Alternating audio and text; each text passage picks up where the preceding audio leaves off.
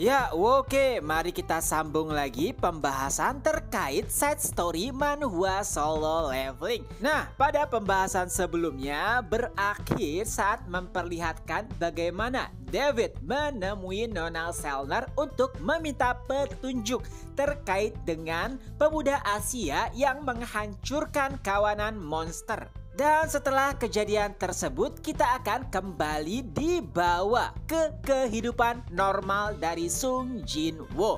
Saat itu adalah hari di mana perlombaan maraton atau lari antar sekolah diadakan.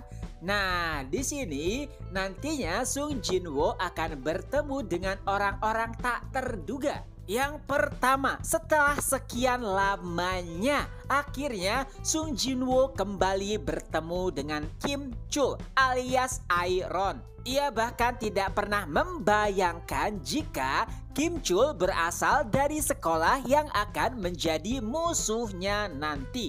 Tapi perasaan aneh mulai menyelimuti Kim Chul. Saat itu ia baru pertama kali bertemu dengan Sung Jin Woo. Tapi entah kenapa tiba-tiba ia langsung berlutut di hadapannya. Keringat dingin bahkan mulai membanjiri tubuhnya. Itu adalah peristiwa yang sangat aneh. Para senior Kim Chul bahkan bertanya-tanya kenapa ia melakukan hal tersebut. Dan Kim Chul pun menjelaskan jika mungkin saja saat itu ia sedang tidak enak badan. Ada banyak pertanyaan yang tiba-tiba muncul di kepala Kim Chul. Pertama, kenapa ia menjadi sangat takut dengan seseorang yang baru saja ia temui dan bahkan seumuran dengannya. Tidak hanya itu, jika dilihat dari kondisi tubuh dan juga fisik, tentu saja menurutnya pribadi ia jauh lebih kuat daripada Sung Jin Woo. Hingga pada akhirnya untuk mendapatkan kembali harga dirinya, ia pun memanggil Sung Jin Woo. Nah, pada saat itu awalnya Kim Chul berniat untuk menakut-nakuti Sung Jin Woo. Ia bahkan telah memegang kerahnya. Dan saat kejadian itu terjadi, para pasukan bayangan pun mulai berbisik satu sama lain. Mereka pun berkata, apakah Iron akan kembali pada kita? Bahkan Belion ikut berkomentar, tenang saja, jika ia kembali pada pasukan bayangan, aku akan mendidiknya dengan benar sehingga kejadian ini tidak pernah terjadi. Tapi saat itu Sung Jin Woo memandang Kim Chul dengan tajam. Dan yang terjadi selanjutnya, Kim Chul pun mulai ketakutan. Ia bahkan menangis terseduh-seduh.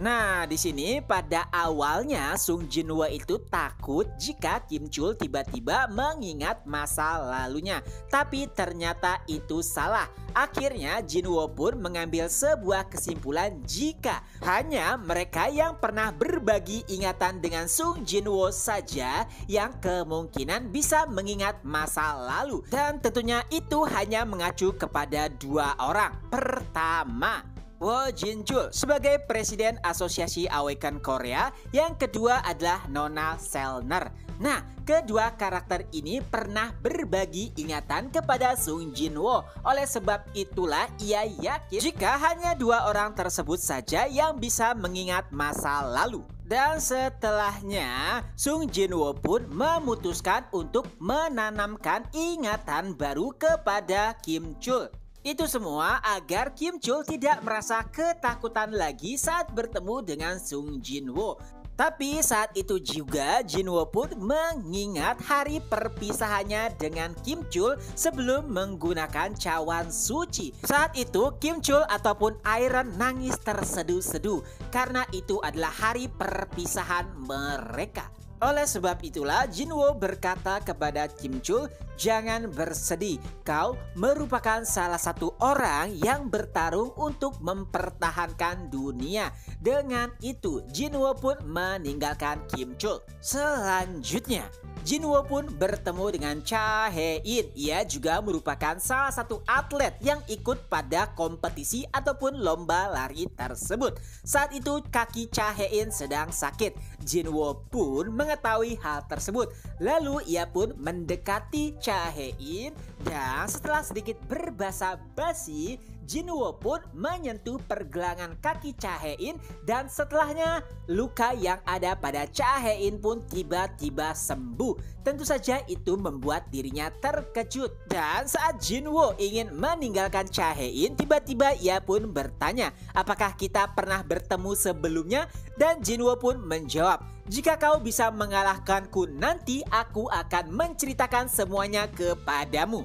Tapi Cha Hae-in pun meminta agar mengubah peraturannya. Ia berkata, bagaimana jika aku bisa memecahkan rekor pada perlombaan ini, kau akan menceritakan semuanya. Dan dengan itu Sung Jinwoo pun setuju. Tapi pada akhirnya bukan Cha Hae-in yang memecahkan rekor, tapi itu adalah Sung Jinwoo. Dan selanjutnya merupakan pembahasan terkait dengan ayah Sung Jinwoo, yaitu Sung Il-hwan. Ternyata selama ini ia masih mengingat segala sesuatu yang terjadi di masa lalu. Mungkin saja itu semua terjadi karena di kehidupannya yang lalu ia merupakan wadah yang digunakan oleh para rulers. Oleh sebab itulah ia tahu benar apa yang dilakukan oleh anaknya, terutama saat Jinwoo berperang di dalam celah dimensi. Walau begitu, ia tidak ingin menceritakan hal tersebut kepada Jinwoo. Tapi ada satu hal yang ia ketahui, pastinya untuk bisa kembali ke masa lalu, Jinwoo telah membuat kesepakatan dengan para petinggi. Dan setelahnya ia pun bertemu dengan salah satu utusan dari para rulers. Dan utusan tersebut pun berkata, apakah kau masih ingin terus menipu anakmu atau Shadow Monarch? Itu semua mengacu pada dirinya yang mengingat kehidupannya yang lalu. Jadi ayah Jinwoo hanya berpura-pura saja jika tidak mengingat apapun. Tentu saja itu merupakan beban bagi dirinya. Ia mengetahui tanggung jawab besar yang telah dipikul oleh anaknya, tapi sama sekali tidak bisa mengatakan hal tersebut. Lalu ia pun bertanya kepada utusan, sebenarnya apa keputusan dan juga perjanjian yang dibuat oleh anakku. Dan utusan tersebut pun berkata, jika pada akhirnya Shadow Monarch hanya ingin tinggal di bumi, karena menurutnya satu detik bahkan sangatlah berharga baginya. Nah, dari sinilah akhirnya ayah Jinwoo tahu bahwa anaknya walaupun memiliki kekuatan yang luar biasa, tapi masih ingin tetap hidup layaknya manusia normal. Nah, sebenarnya utusan ini menawarkan hadiah kepada Song Il-hwan. Ia boleh meminta apapun sebagai imbalan karena telah bekerja keras di masa lalu. Bahkan ide untuk bekerja sama dengan Shadow Monarch adalah idenya. Tapi Song Il-hwan sama sekali tidak ingin meminta apapun. Tapi pemikirannya berubah sebelum meninggalkan utusan tersebut. Ia pun berkata, jika bisa tolong hapus saja ingatanku di kehidupan yang lalu. Jika anakku menginginkan kehidupan yang normal, jadi biarkan aku juga menjadi ayah yang bisa mengkhawatirkan anaknya tanpa mengetahui apapun. Dengan permintaan tersebut, utusan itu pun menyetujuinya. Tepat setelah ayah Jinwoo meninggalkan utusan tersebut, ia pun sama sekali tidak mengingat apapun yang terjadi di kehidupannya yang lalu. Dan setelahnya kita akan melihat pertemuan selanjutnya antara Sung Jinwoo dengan Cha Hae-in. Pertemuan tersebut terjadi tepat setelah ujian selesai. Cha Hae-in pun bertanya universitas apa yang akan dituju oleh Sung Jinwoo. Nah, saat itu Cha Hae-in sudah memanggil Jinwoo dengan sebutan Oppa. Nah, disitulah Jinwoo menjelaskan tujuan universitas yang ia tuju. Tapi itu membuat Cha Hae-in terkejut. Karena jika merujuk kepada nilainya, Sung Jinwoo bisa memilih universitas yang lebih baik. Tapi Jinwoo menjelaskan jika ia ingin bertemu seseorang di sana.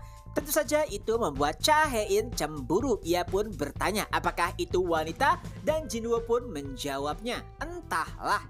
Lalu setelahnya, Cha Hae-in pun menyinggung perjanjian yang pernah dibuat oleh Jinwoo sebelumnya, yaitu jika dirinya bisa mengalahkan Jinwoo, maka Jinwoo akan menceritakan segala rahasianya. Lalu Cha Hae-in pun berkata, jika aku bisa lari ke pohon itu lebih cepat darimu, maka tolong ceritakan segala sesuatu yang kau sembunyikan.